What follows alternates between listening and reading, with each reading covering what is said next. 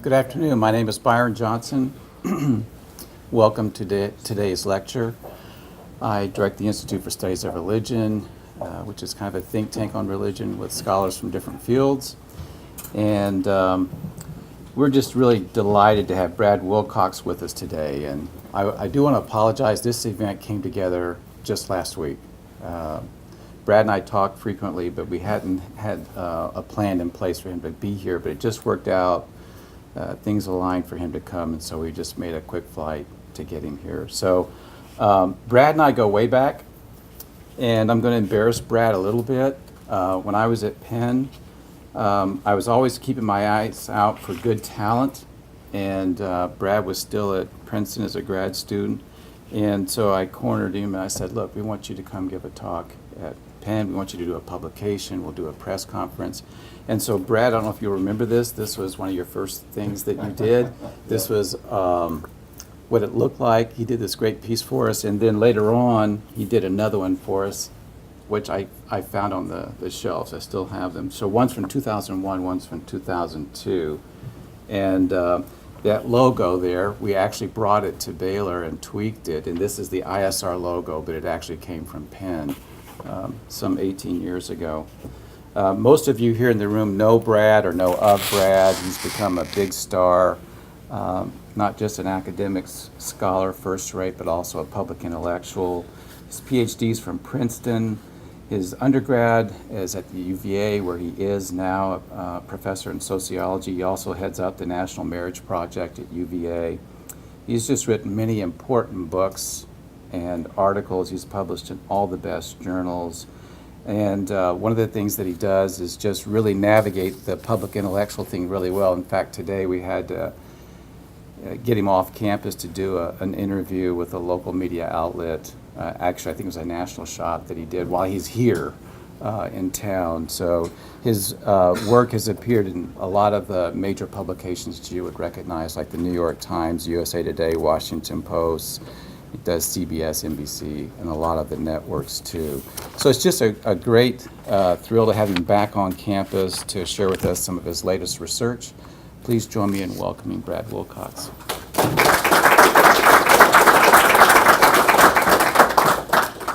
Thanks, Byron, for that introduction. It's great to be here at the Institute and to see some friends here from Baylor as well. I want to begin by mentioning that I got a call this past summer from a scholar asking about some issues in Australia, of all places, related to religion and domestic violence. And I was kind of like, what's this all about? So, of course, being, the average 21st century citizen that I am, I got onto Google and, typed in religion, domestic violence, and Australia. And I came up with this story from the Australian Broadcasting Corporation, one of the leading sources of news down under. And it was quite a story. The story had harrowing tales of abuse of Christian women by Christian husbands. It depicted infuriating failures of pastoral care and church discipline on the part of both Christian clergy and Christian counselors. And it also featured clueless comments from Christian leaders, including ones from the United States, about domestic violence. And the article also dwelled extensively on the alleged links between Christian doctrines related to male headship in the home and the church and domestic violence. A quick read could leave one with the impression that in Australia, in the words of the ABC, quote, the church is not just failing to sufficiently address domestic violence, it's both enabling and concealing it, as this quote here suggests. And if we look at, you can see here, the actual segment that they ran. So they ran this big article on Christianity and domestic violence, and then they did a big TV thing on the whole subject. It kind of gives you a flavor of sort of their take on this question.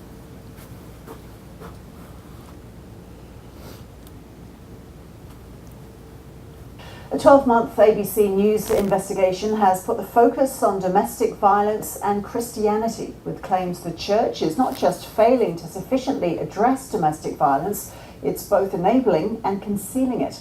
Julie Baird is behind the investigation and joins us in the studio now, along with Anglican priest Michael Jensen. Welcome both. Julie, can I start with you? Why did you think it was important to look at domestic violence through this lens of Christianity? It was a conversation I had with a priest, a bishop from Queensland, who said to me, we were all talking about domestic violence in this country and the cultural factors contributing to it. Why don't we ever look at religion? And in fact, the Victorian Commission into Domestic Violence, the Queensland Task Force, had both identified religion and faith leaders and faith communities as having serious problems and being seriously resistant to change.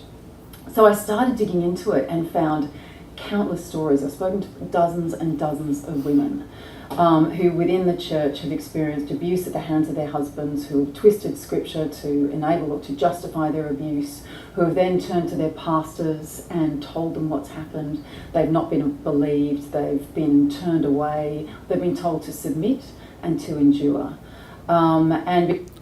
So this gives you, I think, a pretty good sense of the character of this coverage in Australia.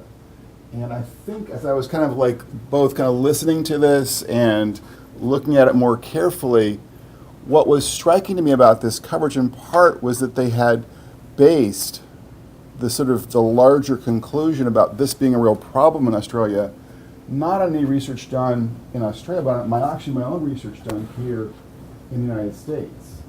And we'll come back in a few minutes to sort of reflecting on why that's problematic. But it gives you a sense, I think, of the flavor of this coverage in Australia.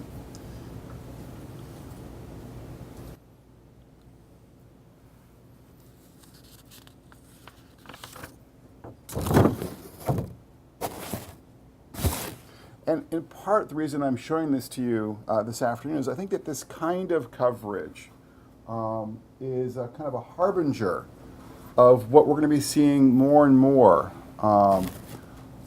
both I think kind of in the academy and perhaps in Hollywood and in the media. I think the sort of conventionalism we're going to see articulated in segments like the one that you just watched is that a religion is not only a force for intolerance but also a force for ill, actually, when it comes to the welfare of children, women, and families, and that Orthodox religious traditions such as evangelicalism, that advance traditional gender ideologies, are particularly harmful when it comes to the welfare of women, children, and families.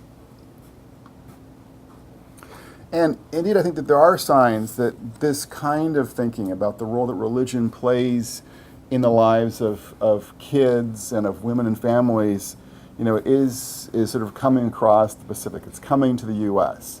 And I have a couple of examples that kind of give you a sense that this kind of wisdom is going to be articulated more and more in the U.S. So recently, for instance, the University of Chicago psychologist Jean Dissetti claimed that religious children are less altruistic than children from more secular families. He went so far as to contend that his results revealed, quote, how religion negatively influences children's altruism. They challenge the view that religiosity facilitates pro-social behavior and suggest the secularization of moral discourse does not reduce human kindness. In fact, it does just the opposite. Okay, so kind of like the anti-Durkheim here on his understanding.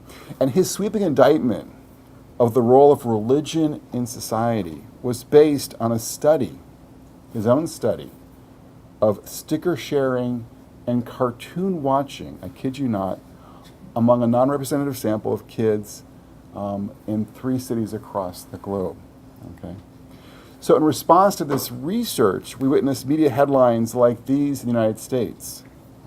Are religious children more selfish? Or religious children are meaner than their secular counterparts? And my favorite, religious kids are jerks. Okay. So I think, of course, what's happening here is probably all of you can kind of intuit, right, is that religion's ties to traditional morality, religion's ties to traditional gender ideas, and yes, religion's ties to politicians like Donald Trump today have made it subject to kind of a new skepticism and indeed outright hostility from some quarters of the academy and the media and pop culture. In other words, issues like abortion, gay rights, and religion and politics have made the custodians of our culture more inclined to look at faith with a gimlet eye. So be prepared for more stories like the one we just saw on ABC. And indeed, the kinds of concerns that have been articulated in these different media segments, I think, raise two questions for us, both here in the U.S. and even really across the developed world. The first question is this: is religion generally a force for ill in American marriages, parent-child relationships, and families? And then secondly, is Orthodox gender traditionalism a force for authoritarian and abusive family relations? And again, as I kind of scan both the academy and the media on these kinds of topics, what I see are things like this, as sort of examples of this kind of concern articulated, in this case, by Cokie Roberts. So she and her husband wrote a number of years ago, responding to a Baptist statement about family, that conservative Christian gender ideology, quote, can clearly lead to abuse, both physical and emotional. Or if we go to the academy, one of the top family psychologists in the country, John Gottman, emeritus now at Washington, wrote this, quote, as the religious right gains strength in the United States, there is also a movement of some fathers toward authoritarian parenting in childbearing patterns of discipline. So again, I think we're seeing in some quarters concern about the role that religion plays, particularly the role that more conservative or orthodox forms of religion play in American family life. So I'm going to kind of address those, two questions I just mentioned in the previous slide. Before I do that, I also want to kind of come at this from a rather different perspective, okay? And I want to have us think about the way in which I think other scholars, other public intellectuals, other religious leaders are actually sort of thinking about a different set of issues. Today when it comes to family life, when it comes to men, when it comes to also women and children. And they're concerned with the fact that a large minority of men, both in the United States and really across the developed world, are floundering in some important respects when it comes to often school, when it comes to the workplace, when it comes to family life.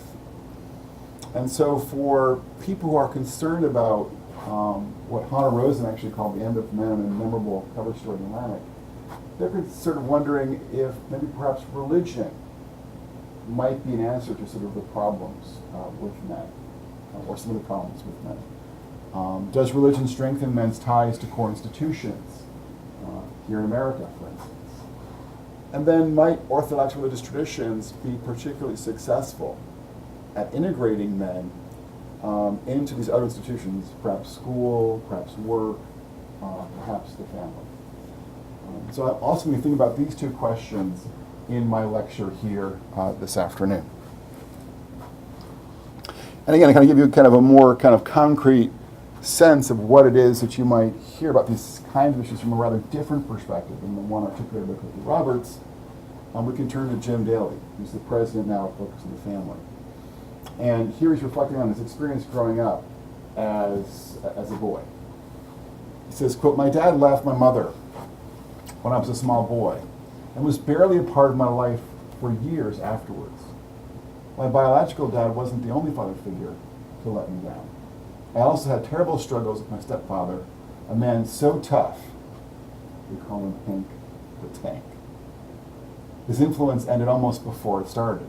He walked out on all of us kids the day of my mother's funeral.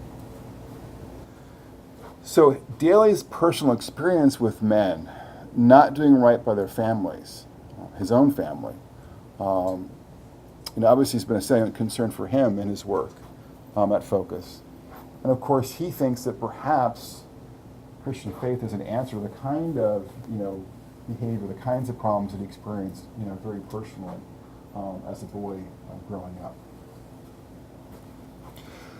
So, who's right? Is Jim Daly right? Is Cokie Roberts right? What does sort of, the data suggest to us?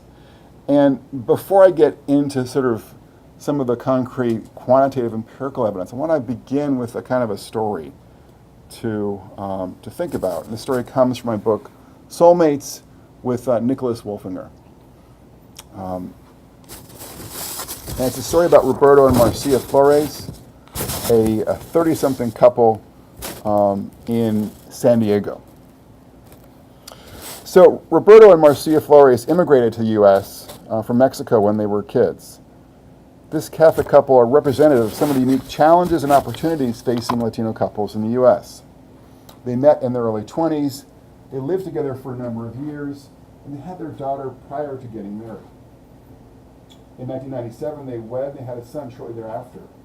For most of the early years of their relationship, Roberto struggled with drugs and alcohol and spent many weekends focused on soccer and friends rather than his family. Quote from Roberto. Before, I used to be in the world, Del Mundo says. I used a lot of drugs. I drank a lot. I didn't care for my family, not my wife, my brothers, my mother, my father. I didn't care about them, he said. Also noting, when the weekend came, I left my wife and I would go play soccer with friends and then go drinking, and that was my whole weekend. If he had kept up this approach to family life, an approach characterized by regular intoxication and a certain kind of machismo, Roberto thinks his family would have fallen apart. Quote, I'm sure my wife would have left me. I wouldn't have had my wife or kids anymore if I had stayed in that path. In 2000, though, Roberto took a detour. Some friends suggested that he and Marcia attend a retreat for couples at a local church. And after some prodding from her, he decided to go. Much to his surprise, Roberto was overcome at the retreat, filled with remorse over his failings as a husband and father. What happened next was powerful, unquote. He said, that's when I met God. I cried before God, which is something that I had never done. I never cried. But a lot of things I never did before, I did on that day. Besides crying at the retreat, Roberto felt the presence of God and decided to stop using drugs, alcohol, and treating his family so poorly. In the wake of that retreat, Roberto and Marcia have seen a marked improvement in the quality of their marriage. Quote, when I started going to church, and they taught me that the family is important, and you have to care for it, he said, I never knew that before. I really didn't think I had to put my family first before. At church, he has learned that God has a plan for marriage, that he must live unity in all aspects of his marriage. In practice, this has meant temperance and coming to embrace the notion that you need a lot of love to raise a good family. All of this has translated into big changes in their marriage and their family life, changes for the better. And the Flores experience is suggestive how a shared faith can help a couple dealing with major challenges, how powerful life-changing religious rituals and integration into religious community can lead to better family outcomes. But I think your experience is also emblematic of how faith can help men in particular connect successfully to family life. As Elizabeth Briscoe has argued in her book, The Reformation of Machismo, men's religious faith often encounters some of the misogynistic attitudes associated with machismo in the Latino community. And of course, the more general point here is that religion can help men outside of the Latino community as well. And indeed, when Nicholas Wolfinger and I looked at the role that religion plays in the lives of couples, both Latino, African American, and white, in our book Soulmates, we found that across the board, couples who attended together, here in black, were more likely to say that they were very happy in their relationship compared to couples who did not attend church here in yellow. So again, the point here is that there's something about religion that was linked to better relationship outcomes for, not just for Latinos, like Roberto and his wife, but also African Americans and whites in our research. And then in older work that I've done in my book Soft Patriarchs, you kind of sort of look at different traditions and their association with marital happiness. What I found in that work was that church-going evangelical men had wives who reported the happiest marriages, followed fairly closely by wives of church-going mainline Protestant family men, and then wives of unaffiliated family men were lower than these two groups in this book. So it suggests a kind of a different story in part than the one you might get from listening to that ABC report that we heard at the beginning of my talk this afternoon. And then when you look specifically at domestic violence, and again, this is based upon somewhat dated data. Now, this is from the 1990s, so it may not be, up to date. And I'm actually be looking at that in a new study coming up this fall with some colleagues. But what we found, or what I found in that research, was that reports of domestic violence, both by husbands and their partners, were actually lowest among church-going conservative Protestant men, compared to any other group in the United States. By contrast, we saw much higher levels of domestic violence from nominal evangelicals, particularly nominal Baptists across the United States. And so the allegation that ABC made about the church kind of being responsible for this kind of outcome in Australia seems to be a bit off, because it was actually guys who were in church who were the least likely, in my research, to engage in neglect. Which again, ABC ironically used my research to sort of serve as a key peg for their claims about the responsibility of the church in Australia, of all places. But looking beyond just sort of marital equality, looking beyond domestic violence, we also turn in our work to Fidelity. Again, this is obviously not a perfect picture, as you can look carefully at this, at this slide. But what is clear is that across the board, for whites, for African Americans, and for Latinos, people who are attending church frequently, men and women, are less likely to report that there is some kind of issue with infidelity in their relationship compared to their peers who are not connected to some kind of church community. And then probably many of us have heard that kind of classic Barna research that suggested that Christians were just as likely to get divorced as were non-Christians in the United States. It's actually kind of true if you just go with people's sort of self-identification in terms of their affiliation or their identity. When you actually look at church going, you see a very different story. And so when we look, for instance, at the work of Tyler Vanderweel at Harvard, he's tracking a very large sample of women across the U.S., and he finds that women who are regularly attending church are about 40% less likely to get divorced than their peers who are not regular attendees at church. So again, we're seeing across a range of different outcomes that religion's linked to higher quality relationships, to less violent relationships, to more faithful relationships, and to more stable relationships in this kind of research. And then we kind of turn away from just marriage per se to the family more generally, and to the kinds of investments that parents are making in the family. We can see here from my colleague Carl Bowman at UVA that more religious mothers are more likely to spend time with their kids day in and day out. That's also the case too for fathers as well. That men who are more religious are more likely to be spending time with their kids on a daily basis compared to their more secular peers. And then the final sort of kind of part of my empirical story here that I want to just touch upon, again, it relates to sort of the role of religion in connecting men, not just to their families, as we've seen in the last couple of slides, but also kind of to some core institutions in the U.S. in kind of a more productive or pro-social or responsible way is work done by, again, Nick Wolfern and I, looking at, among other things, idleness among 20-something men, which unfortunately is becoming a big problem, not just in the U.S., but across much of the West. And what we see here for whites and for African Americans and for Latinos is that those 20-something guys who are attending church, as this slide here clearly suggests, are less likely to be idle. And that means concretely they're more likely to be either working or in some kind of educational institution like university or college or vocational program.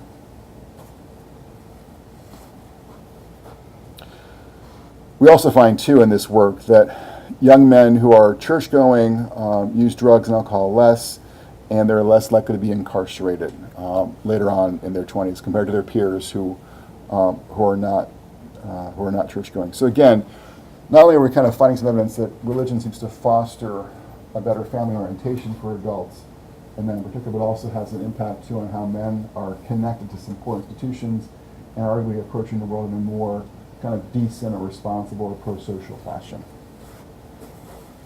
So the bottom line here is that I'm not really seeing evidence for the kind of story that I think we have seen articulated in some context, both in Australia here and the US. I think they'll be articulated more often. From my perspective, religion's generally to higher quality outcomes for kids, for women, and for families, and that's partly because I think religion's playing an important role in arguably kind of domesticating men and encouraging them to be more decent and responsible in other parts of the society. So I think probably one question that might be, at the tip of your tongue is, why is faith connected to these kinds of outcomes in general and for men in particular? And the first thing I want to sort of say about this is kind of just to make a kind of Durkheimian point. Of course, referencing Durkheim, the classic 19th century French sociologist who's kind of been so formative in our thinking about religion's role in society. But his sort of argument would be that kind of religion generically can play an important role in connecting people to the social order by reinforcing a certain kind of moral order. And it doesn't really matter if you're Catholic, if you're Protestant, if you're Jewish, whatever, it's just sort of religion in general fosters kind of more pro-social outcomes. And so, in particular, from his perspective, things like rituals are symbolically important in kind of elevating certain kinds of behaviors, reinforcing our ties to core institutions. So you might think about kind of the role of a wedding, in terms of endowing a certain kind of transition into the family with kind of sacred character. It's an example of a Durkheimian perspective. We can think too more generically about how things like, even sort of family time is promoted. There are lots of opportunities in religious congregations for couples, parents, to spend time with one another. Think about how I've got a father-daughter dance coming up at my kid's Catholic school, for instance, as an example of how this, can play out in practice. We can think too, of course, work done by Linda Waite, especially, about the way in which social networks may foster better family outcomes. We know, for instance, that people who socialize in religious networks are less likely to engage in infidelity. And, that could be for a number of reasons. Just sort of the sort of social monitoring that happens, maybe the kind of subtle cues people get from their friends. There's something about that network that reinforces, fidelity in marriages. The final point I'd make is just sort of the way in which, to kind of quote from Peter Berger, religion can cast a sacred canopy of meaning over our lives. And so, when you're facing the loss of a job, when you're facing the loss of a beloved spouse or parent, when you're facing racism, these things can be profoundly stressful. And if you're like me, when you're stressed out, you're not necessarily the best husband, the best father, the best friend, the best colleague. But if you have a faith that allows you to kind of make sense of these things, that can buffer against that stress in ways that protect, to some extent, your family relationships. The other kind of point on this theme is that having a kind of strong sense of meaning in your life may also kind of foster the capacity to deny yourself in the moment and to look towards the future. to study harder, to work harder, to avoid certain kinds of temptations to drink or use drugs. And here I'm thinking of some new work being done by Clay Rutledge, a psychologist up at the University of North Dakota. And so there may be ways in which religion, insofar as it's fostering meaning in people's lives, including men's lives, is helping them do better in core social institutions like the workforce. So concretely, what Nick Wolfinger and I found in our own work is that when it comes to, for instance, rituals, we looked at a number of different religious predictors of marital quality among African Americans, Latinos, and whites. And what we found is that having friends who attended religious services with us was a good predictor of having a higher quality relationship. But the best predictor in our models was couples who prayed together almost every week or more often than that. So having kind of the experience of praying with your spouse perhaps engendered your marriage with greater meaning, perhaps cultivated a certain attitude of reflection about what's happening in your relationship and in your family, and might also give people a sense of like how they could kind of reorder things in more constructive ways, both in their relationship, perhaps, and in their family more generally. So I've kind of given you a quick Durkheimian take on the ways in which religion in general may be fostering higher quality relationships. But I also think there are ways in which specific traditions have specific impacts on any number of domains, including the family. And so when it comes to evangelicalism, I think that in some important respects, evangelicalism has had a more powerful impact on American families compared to Catholicism and mainline Protestantism for the following four reasons. The first thing that I would say is I think more evangelical parents have a specifically religious concern about their kids. Sort of the idea here is that they're concerned not just that their child's going to go to Harvard, but to heaven. So that kind of unique spiritual perspective may influence how they approach parenting, how they're seeking perhaps to embody God's mercy and justice as a mother or as a father. The second thing that I think is worth mentioning is that there's a kind of a uniquely familistic character oftentimes to evangelicalism in practice. This is actually, I think, more important than its gender traditions at times, where they're kind of encouraging men to sort of think pretty profoundly about the needs of their wife and kids, and that message gets proclaimed from the pulpit, and then also in smaller group settings as well. More so than you would, I think, oftentimes in a Catholic or in a Protestant context. A similar point here is that I think there's often a pastoral focus on men's family responsibilities and kind of underlying the importance of the role that men play within the family. And the final point here I want to make is that I think there's kind of more of a fraternal ethos that you find in evangelical churches as compared to mainline Protestant and Catholic churches, where men have more opportunities to sort of socialize with one another and to do so kind of often with a kind of a strong masculine leader, either the pastor or some kind of lay leader. And what's interesting here on this particular point is that work of John Barkowski at the University of Texas has sort of suggested that there's a paradox here. And the paradox that Barkowski has articulated is that men are more likely to be, in his sort of view, domesticated, that is, to concern themselves with the things of the family in churches that offer a kind of a strong masculine ethos. Because in his assessment, men are more likely to feel kind of comfortable addressing the concerns of their spouse, of their kids, or focusing more on the family in a sort of a male-friendly context. So again, there's this kind of paradox that churches that are kind of providing them with access to more masculine leaders and more single-sex contexts may have an ability to kind of get men's attention and to encourage them to reconnect or improve their approach to their marriages and their kids, more so than churches that don't kind of specifically reach out to men qua men, so to speak. And we've also kind of seen similar arguments articulated by Lynn Davidman in her work on Orthodox Judaism, and sort of thinking about how Orthodox Jews, again, they're kind of doing some things just as men, speaking to them just as men, and that seems to encourage Orthodox Jewish men to do more to connect to their faith and to connect their kids to their Orthodox faith. So these are some ways in which kind of particular traditions may have a unique impact on their members, in this case on men in particular.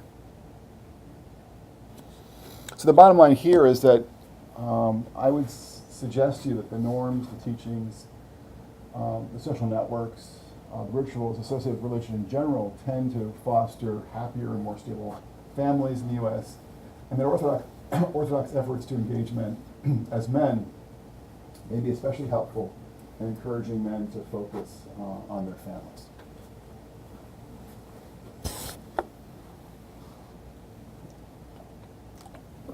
Now, I want to be careful here. I'm not seeking to paint a rose-colored picture of things. It's important for me to point out some important caveats here about the research on religion and family. So, work that's been done by a variety of people, including Darren Shirkat, tells us that there is, there are plenty of families, there are plenty of couples, where people are not on the same religious page, or where parents and teenagers are not on the same religious page. And so the sort of positive effects that they're talking about this afternoon do not extend oftentimes to those families. So we don't see real benefits to church attendance, for instance, when it's just one spouse and not the other. Okay. In fact, among Latinos, we see kind of more stress for couples where just she attends and where he does not attend, compared to couples where they don't attend, for instance. So again, I want to be clear here that religion doesn't always and everywhere have a positive impact on families. This is kind of one example where couples are not on the same page, religiously speaking.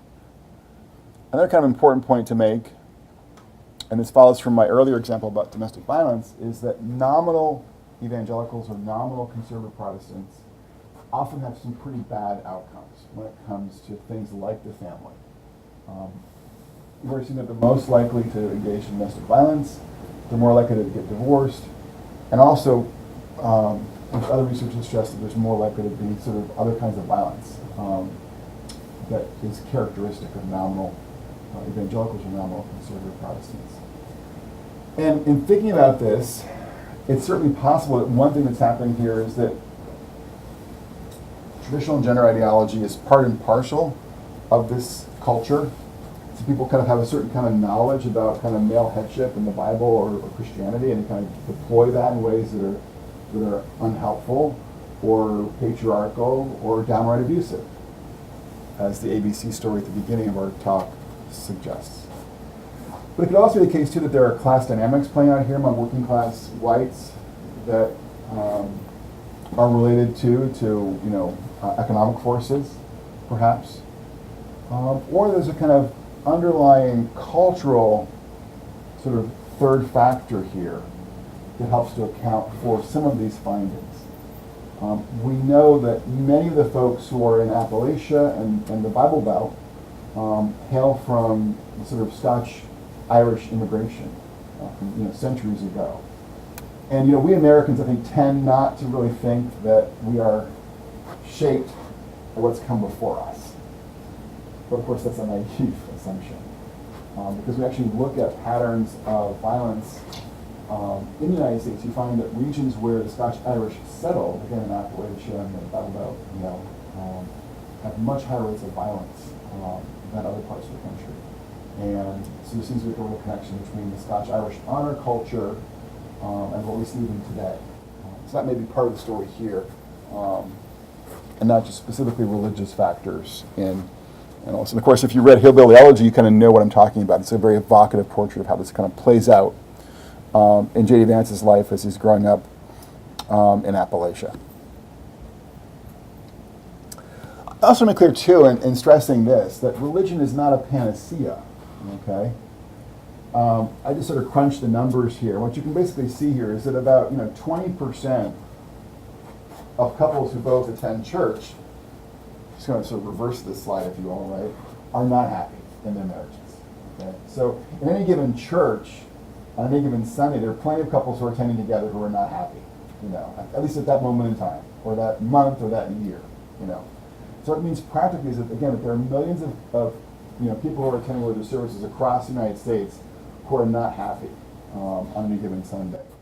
And so as we're thinking about, the role of religion and family life, we need to understand that religion is not a panacea, and that there are plenty of couples who are struggling with unhappiness, with infidelity, with domestic violence, and we need to be attentive to that reality as we're thinking about the impact that faith has upon family life for these adults and for their marriages and for their families.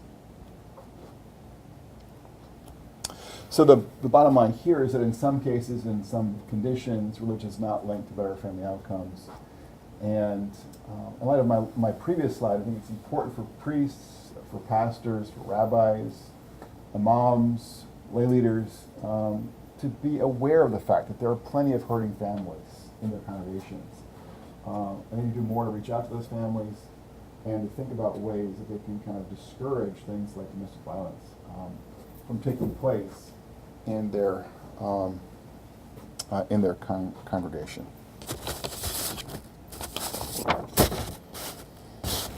So to conclude, I would say that in the next, few years, over the next decade, given all that's happening in our culture, given all that's happening in politics in the United States, we're going to see a kind of a new conventional wisdom being articulated in more and more contexts. A wisdom which suggests that religion can play a negative role in the lives of women, children, and families. But for reasons that I've articulated today, I think we should be fairly skeptical about at least sweeping conclusions like the ones that were articulated by that ABC report, because on average, religion is linked to higher quality marriages, to more stable families, and to more involved moms and dads. So in general, I think it looks like religious faith lifts the fortunes of American families.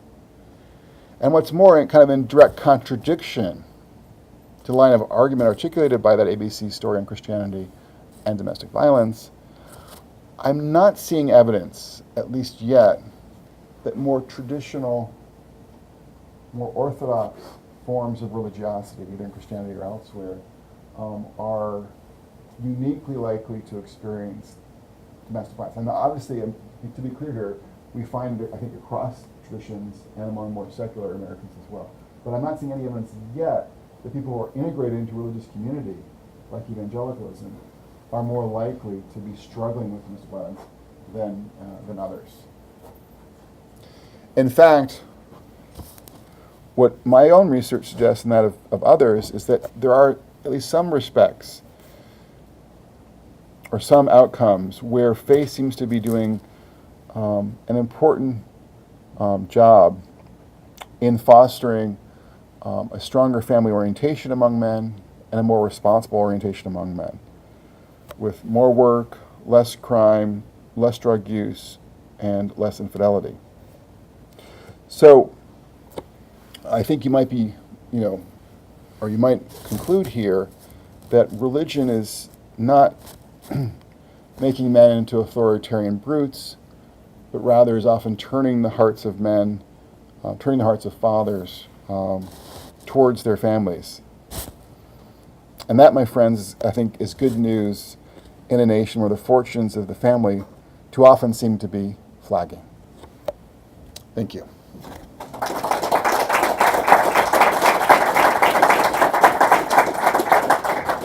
So welcome questions, obviously. Yeah. Put that on Q&A. Just because you walk by.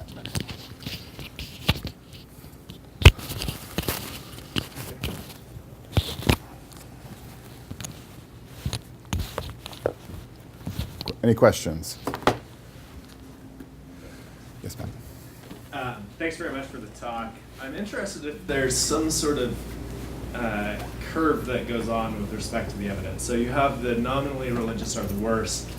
You have the religious who attend weekly are doing much better. I wonder about the other end of the spectrum, the hyper-religious or the sort of intensely religious, if there's research on that. So I think of communities like homeschooling communities, not the Southern California evangelical homeschool communities. Sure. But, homeschooling communities that are very sort of intense in their piety. Right. And very withdrawn from sort of other aspects of society. Right. Is there research on those sorts of communities and the way in which they act on society? Sure. Yeah. I haven't seen anything on that particular question, but it's certainly possible that you would see a different story for them than you have, for the kind of average, church-going husband or father that I've just been discussing. So there could be some communities where, for instance, domestic violence is a bigger problem, where there's a kind of isolation that, does feed into that problem from the broader society. So it's certainly possible. But I haven't seen any evidence yet on that particular question. It is the case, though, that there's been some other work done that suggests that men who, and this is smaller samples, but it's still suggestive, that, and not representative samples, but that men who are more likely to sort of look at religion in extrinsic terms, that is, like they're going to church just for the sake of their wife or just to sort of impress someone, or men who think that God is sort of a punishing God, not God as sort of as a loving father. The sort of men who see God as a punishing God are more likely to engage in domestic violence. So again, there are some important nuances here that are worth thinking about, and how different theological ideas or different conceptions of God can be linked to better or worse outcomes for a marriage, possibly. Can I ask, just to follow up, have you seen anything that evaluates sort of stratified leadership, so laity versus non-laity, or even differences between communities that have more democratic church qualities versus hierarchically ordered? No, I haven't seen anything on that, but it's a good question. Yeah. Yes, ma'am.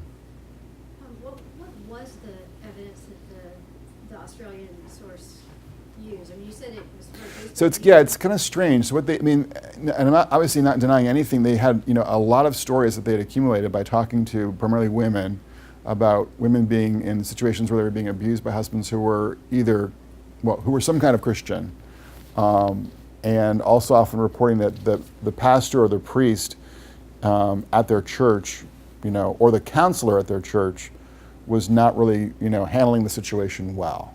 So that was kind of, they had a lot of these stories, and you can go just type in, Google, and it's easy to find this article and the TV segments that they built around it.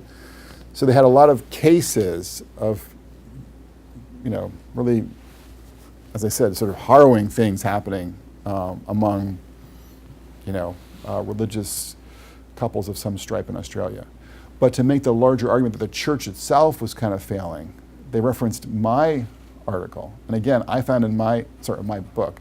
And in my book, I found, no evidence that church-going evangelicals were particularly bad. In fact, I found the opposite.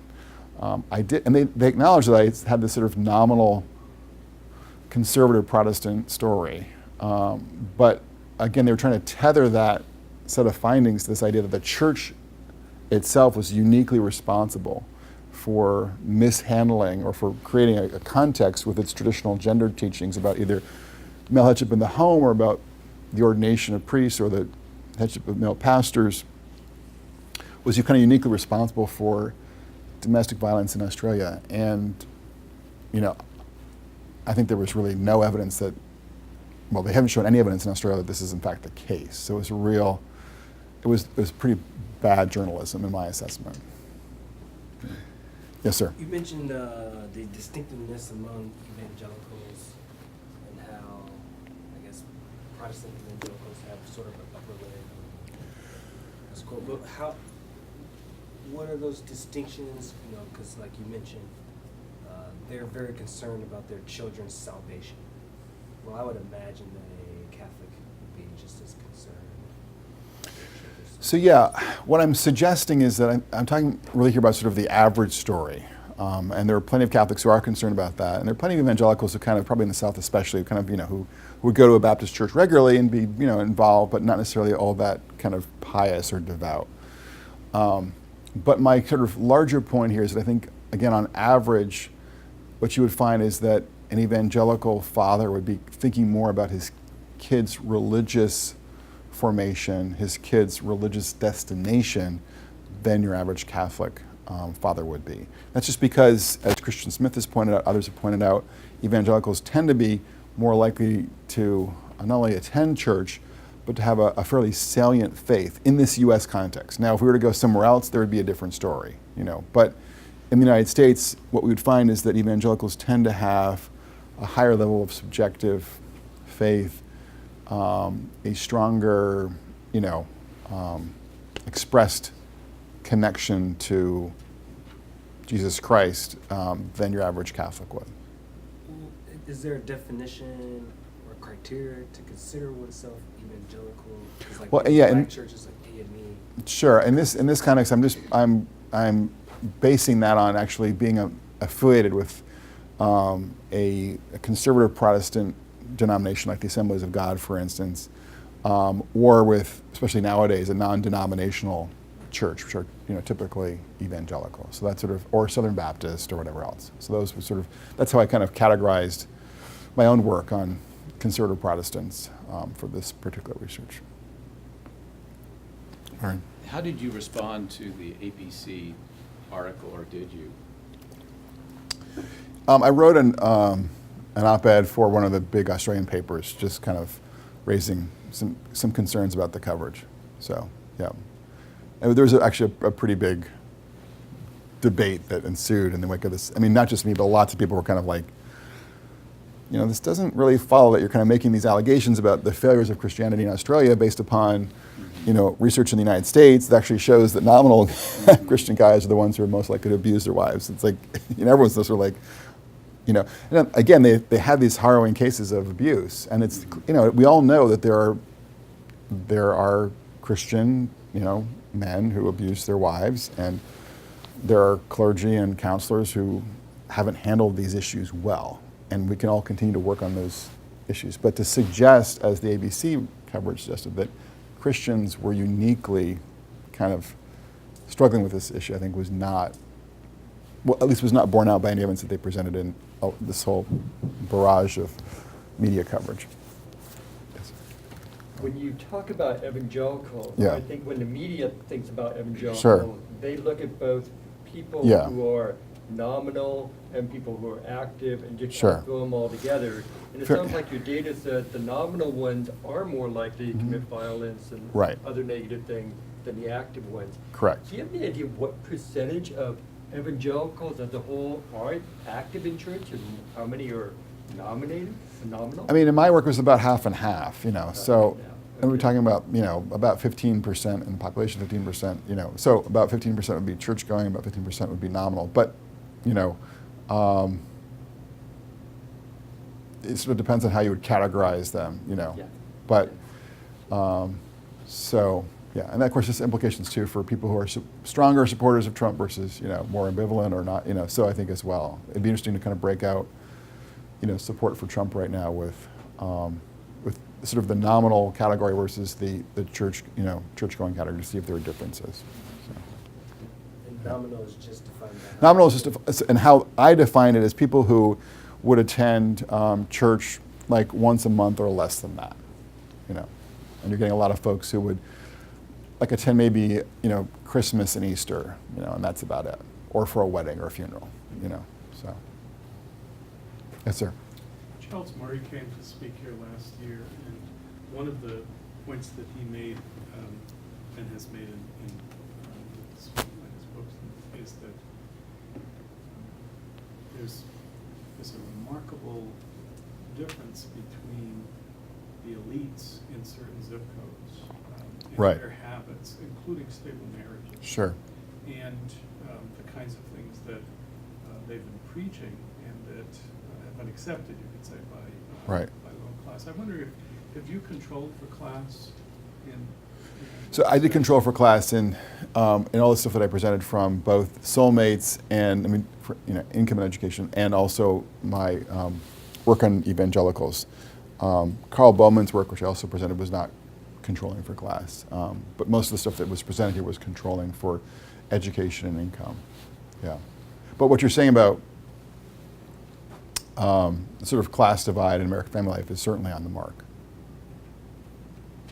That's. And I wouldn't expect many of those who are in those super zip codes to be terribly faithful Christians. This is where it gets interesting, actually. I mean, I have a different slide deck, but I'm not going to, do a lot with it. But it's so when you look at the trends in religiosity in the United States since the 1970s, what you actually see is that in the 1970s, Americans with just a high school degree or some college were more likely to attend church. But now it's actually college educated. Let's see here.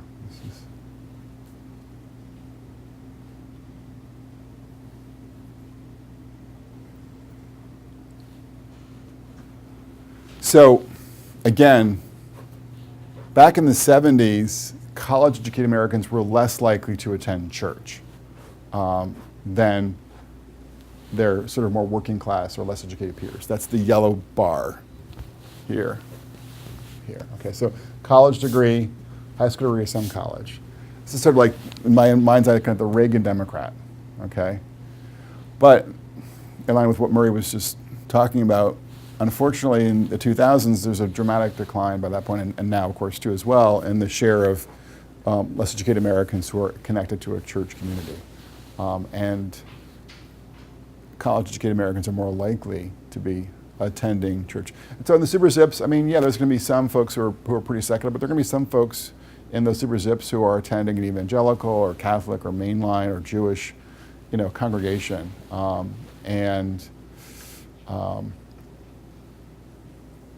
think it's part and parcel of why some of them are doing pretty well on the family front. Maybe one more question. Yes, sir, in the back.